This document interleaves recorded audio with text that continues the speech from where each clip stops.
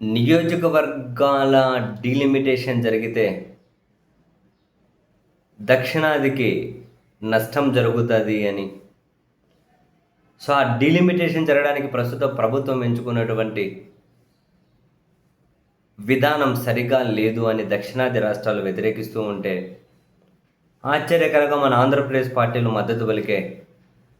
లోక్సభలో మద్దతు పలికి ఊరుకుంటారా అంటే, జగన్మోహన్ రెడ్డి గారు మళ్ళీ ఒక సుదీర్ఘంగా ట్వీట్ చేశారు. ఆ ట్వీట్లోని అంశాల మీద చర్చ జరుగుతూ ఉంది. నిజంగా జగన్మోహన్ రెడ్డి గారి లాజిక్ చూస్తే అసలు ఇదేం లాజిక్ అనిపించింది. అది అట్లా ఆ లాజిక్ ఎట్లా అప్లికేబుల్ అవుతుంది? ఆ లాజిక్ ఎట్లా అప్లికేబుల్ అవుతుంది? ప్రస్తుతం ఇప్పటికే ఉత్తర భారతదేశం పూర్తి ఆధిపత్యం సాధిస్తూ ఉంది. దక్షిణాదికి నిధుల విషయంలో కూడా చాలా అన్యాయం జరుగుతుంది అని చెప్పి ఎప్పటి నుంచో చర్చ ఉంది. అండ్ అదే సమయంలోనే దేశంలో జనాభాను కంట్రోల్ చేయాలి అని 1976లోనే ఒక నిర్ణయం తీసుకున్నారు. ఒక ఒప్పందం జరిగింది. ఆ నిర్ణయం మేరకు దక్షిణ భారతదేశం చైతన్యవంతమై జనాభాను కంట్రోల్ చేశారు. ప్రతిగా ఉత్తర భారతదేశం ఏమో జనాభాను విచ్చలవిడిగా పెంచుకుంటూ పోయారు. అరే, కరెక్ట్గా అమలు చేసిన వాళ్ళకు రివార్డ్ ఇవ్వాలి, అమలు చేయని వాళ్ళకు శిక్షలు ఉండాలి.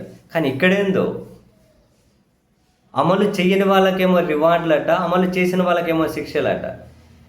ఇదేం లాజిక్కో నాకు నిజంగా అర్థం కాదు. జగన్మోహన్ రెడ్డి గారు చెబుతారు, ప్రస్తుతం 50% అనేది అన్ని రాష్ట్రాల్లో సీట్లు పెంచితే దక్షిణాదికి మేలు జరుగుతుంది. 2011 జనాభా లెక్కల ప్రకారం తీసుకున్న దక్షిణాదికి తక్కువ సీట్లు ఉంటాయి.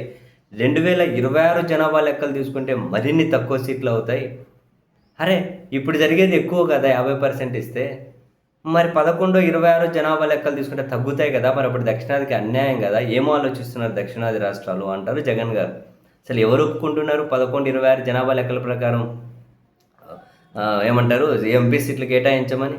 ఎవరు ఒప్పుకుంటున్నారు సార్? దాని ప్రకారం కేటాయించకూడదనే కదా ఇప్పుడు పాయింట్ అందరూ వ్యతిరేకిస్తున్నది.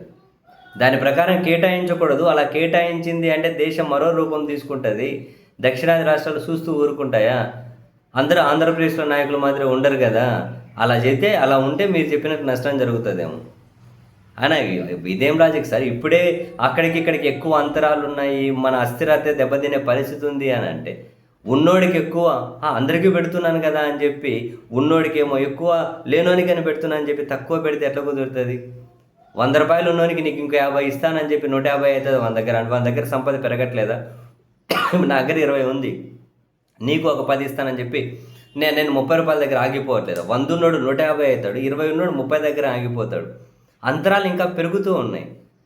సో ఈ డీలిమిటేషన్ జరగాలి అంటే ఇంకొక అర్థవంతమైనటువంటి విధానం కావాలి. దాని మీద దేశం చర్చించాలి. జనాభా ప్రాతిపదికన కాదు.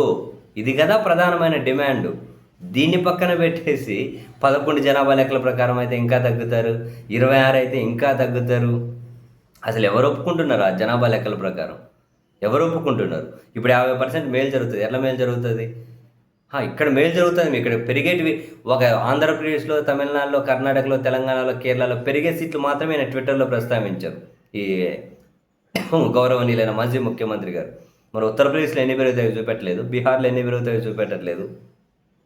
అసలు విచ్చలవిడిగా జనాభాను పెంచిన వాళ్ళ మీద వాళ్ళకి శిక్ష ఉండాలి, కానీ రివార్డులుగా పెంచడం ఏంటి? పాయింట్ అది కదా. మన నిధులన్నీ తీసుకెళ్ళి మనకు తక్కువ ఇచ్చి మొత్తం వాళ్ళకి ఇచ్చేస్తున్నారు. వాళ్ళ రాష్ట్రాల నుంచి వచ్చేదేమో తక్కువ, మన రాష్ట్రాల నుంచి పోయేదేమో ఎక్కువ, తిరిగి మనకు వచ్చేదేమో తక్కువ. ఇప్పుడున్న ఎంపీ సీట్లతోనే ఇంతగానం బేజారు పడుతూ ఉంటే ఇక్కడ రాష్ట్రాలు, మరి ఇదేంటి గమ్మత్తుగా 11 జనాభా లెక్కలు, 26 జనాభా లెక్కలు మీరు ఈ లాజిక్ తీసుకురావడమే కరెక్ట్ కాదు. ఎవరు ఒప్పుకుంటారు అంటున్నాం? అందరూ ఆంధ్రప్రదేశ్ నాయకులు అంటుంటారా ఏం జరిగిన తల ఒప్పుకొని ముందుకు పోవడానికి? అందరూ కలిసి ఉండాలన్నప్పుడు అవును కలిసి ఉండాలి, కానీ సమతుల్యత కావాలి కదా. అన్నిటికీ తల ఒప్పుకుంటూ పోతే ఎట్లా కుదురుతుంది?